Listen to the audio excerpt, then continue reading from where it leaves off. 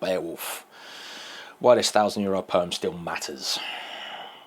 So, Jason, tell me why this still matters. Oh, so welcome back to the channel. Today we are diving into, what are we diving into? We're diving into the poem that's been captivating audience for over 1,000 years, Beowulf, of course, because today we're diving deep into the poem that's been captivating audiences for over 1,000 years, Beowulf. Of course, because this is what this channel is pretty much all about. It's all I ever talk about, and it's probably why you're here.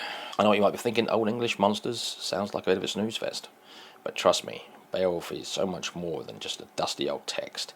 It's about heroism, community, and the enduring struggle between order and chaos. And it's still incredibly relevant today, weirdly. So what is Beowulf? Simply put, it's an epic poem written in Old English, probably sometime between the 7th and 10th centuries. It tells the story of a Geatish warrior named Beowulf who travels to Denmark to help the King Hrothgar rid his mead-horde of a monstrous creature named Grendel. But it's not just a monster story, it's about leadership, the fragility of civilization, and the inevitable march of time. It's about the values that define our society and the fears that haunt us all our lives. In this video we'll explore why Beowulf still matters. We'll look at the historical context, its influence on modern storytelling, and even try to decipher some of this tricky Old English. Let's break down the core themes that make Beowulf so enduring. Timeless, heroic narrative. Beowulf embodies courage, leadership, and self-sacrifice. We still look for these qualities in our leaders today. Well, I wouldn't call Keir Starmer self-sacrificing. A twat, yes, not self-sacrificing. The fragility of civilization. Grendel represents the force that threatens society, for external enemies to internal strife. Unless you read Maria Davina Headley's edition, she tries to justify him killing people for 12 years. The power of language. Beowulf showcases the evolution of the English language and its enduring power of storytelling. Modern ethos versus modern values. Beowulf's world of honour and vengeance challenges our modern notion of justice. The fear of obsolescence. Beowulf's final battle confronts mortality and the fear of becoming irrelevant. Pop culture and adaptation. Beowulf's influence is everywhere, from Tolkien to video games. And there's a bunch of films, some good, some terrible, and a TV show which I think was over here a couple of years ago.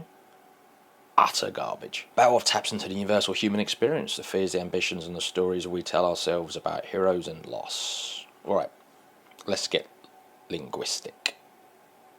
This is going to be terrible. Beowulf is written in Old English, or Anglo-Saxon, which sounds nothing like the English we speak today, but it's a crucial ancestor. Old English poetry is all about alliteration and stress patterns, not rhyme. Each line has 4 stressed syllables divided by a pause, with the first 3 words alliterating. Let's look at, for example, I'm not even going to attempt to pronounce that, so I'll just post it here. Basically it means, listen, we have heard the glory of the Speardanes. See how the G sound connects these words. And I'm going to, like I said, post that shit here because I can't pronounce that. I haven't started learning. And then there are kennings. These awesome compound metaphors. Whale road for the sea, battle sweat for blood, sky candle for the sun. Studying Beowulf helped us understand how English evolved, especially after the Norman conquest. Beowulf isn't just a product of imagination, it's a reflection of the Anglo-Saxon world. It was likely passed down orally for generations before being written down. We know that unless you talk about Kevin Kiernan, we're pretty sure that the manuscript we have at the British Library is actually copied from an original, or at least a copy of a copy.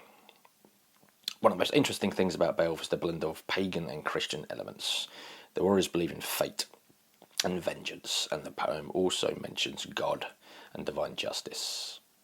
Beowulf does put his fate when fighting Grendel into the hands of God, and he says the survivor is the one that God favours, or something like that.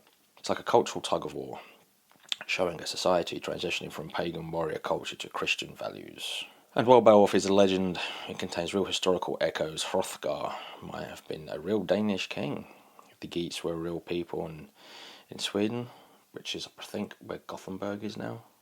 And the poem reflects the Anglo-Saxon values like comitatus, this word, and Wargeld, the man price. Okay, now for the fun part. how Beowulf continues to shape our stories today, and the biggest influence, J.R.R. Tolkien. Tolkien was a Beowulf scholar, and his Middle-earth legendary is practically dripping with Beowulf inspiration. Smaug the dragon, totally inspired by Beowulf's fight with his dragon, and the themes of fading heroes straight out of Beowulf. The Rohan culture, basically Anglo-Saxons on horseback.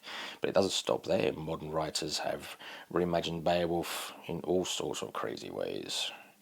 This is a book I want to get. So John Gardner's Grendel tells a story from the monster's perspective, turning him into a tragic anti-hero. I also want to read this one. So the Meredavana Headley's translation. It says translation, but it's not really a translation. It's more like a reimagining. A modern reimagining.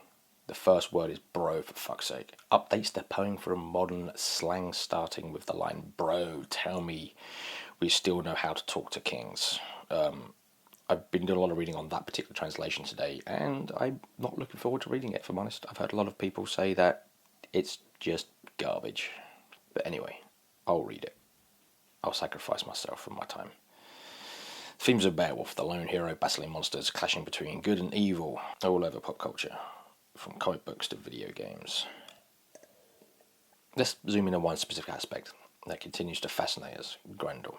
He's not just a mindless monster, he represents something deeper. In many ways, Grendel embodies the other, the outsider, marginalised, the force that threatens the established order.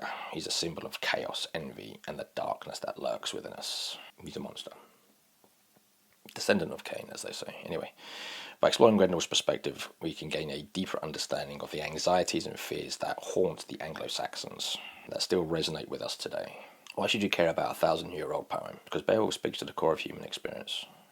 It's a story about facing fear, standing out for what's right, and leaving a lasting legacy. It reminds us that even the greatest heroes are mortal, and that things we build, our civilizations, our reputations, are fragile and impermanent. And it challenges us to think about what values we want to uphold, what kind of legacy we want to leave, and how we can face the darkness within ourselves and the world around us. Beowulf was more than just an old poem. It's a foundational text of English literature. It gives us a glimpse into the origins of our language, a window into the warrior culture in early medieval Europe, and a lasting narrative of heroism, monsters, and the fate that still shapes modern storytelling.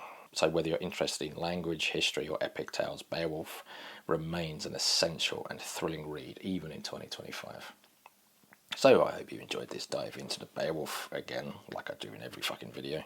If you did, please give this video a like and subscribe for the channel if you want more deep dives into Beowulf, I guess, and the history of it and the awesomeness of it. And anyway, what are your favourite themes about Beowulf? Let me know in the comments